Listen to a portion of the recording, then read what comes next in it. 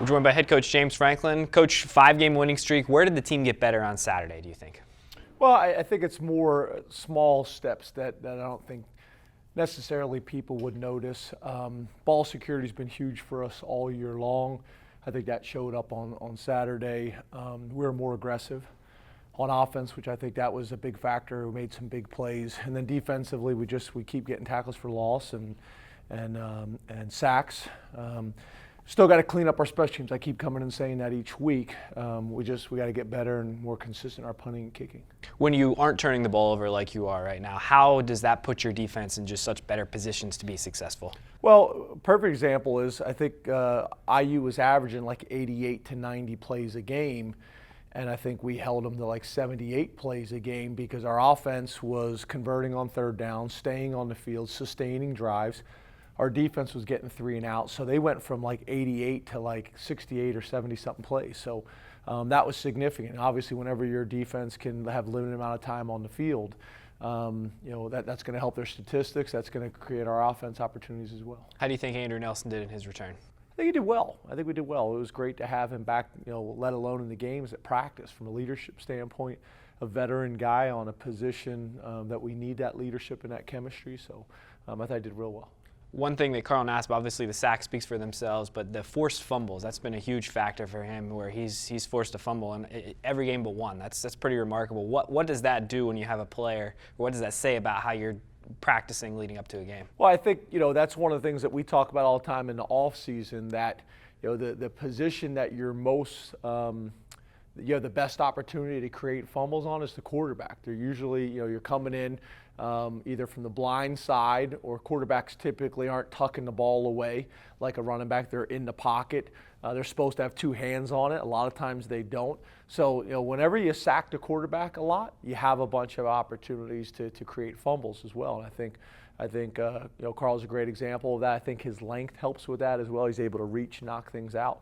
So that's really important. It's something that we stress all the time. Heading to Ohio State, Ohio State first time against the #1 team since 2010 for Penn State. But when you look at Ohio State on film on defense, what stands out about that group first? Well, I think Bose is the guy that really jumps out to you. He's plays a lot of reps for him, doesn't leave the field a whole lot. He's disruptive in the run. He plays really well with his hands. But they got great speed. They got great speed and they got great length across their whole defense. Their outside linebacker, number 43, especially the way he runs and moves, is a great space player for them. So I think it's their speed and overall athleticism. Ezekiel Elliott on offense, what type of playmaker is he for them, and how challenging is he to defend? Yeah, he's special. I mean, it seems like every game he has 2 or 3 huge runs, 60 or 70-yard runs, shows up every game. He's a big guy. He takes a lot of pride in pass production. He's able to impact the game, between the tackles. He's able to impact the game on the edge. He's a special player, there's no doubt about it. When you prepare for a team with so many weapons, how important is it to stay focused on what you need to accomplish instead of worrying about so many different things? Well, I think that one of the big things is our emphasis always is on stopping the big plays, and that's something that jumps out with these guys. If you're able to limit them in those areas, big plays in the passing game or big plays in the running game, then you're going to have a chance to have a good day defensively, because that's such a big part of what they do. So many games in this series have been played under the lights, but what type of opportunity does the team have to head on the road to play under the lights, 8 o'clock on ABC on Saturday? Oh, it's going to be awesome. I think, again, to play the #1 team in the country, to play a Big Ten team, to do it on the road, prime time. It's going to be, I would assume, it's my first time ever being there, but I would assume it's going to be a really electric atmosphere. So we're excited. I mean, this is why you come to Penn State. This is why you play major college football, to have these type of experiences. And what a great opportunity for our team. What are your keys to the game? What do you need to do on offense, defense, special teams to be successful? Keys to the game, #1 is going to be able to handle the environment, handle the noise, handle the environment, handle the stage of the game.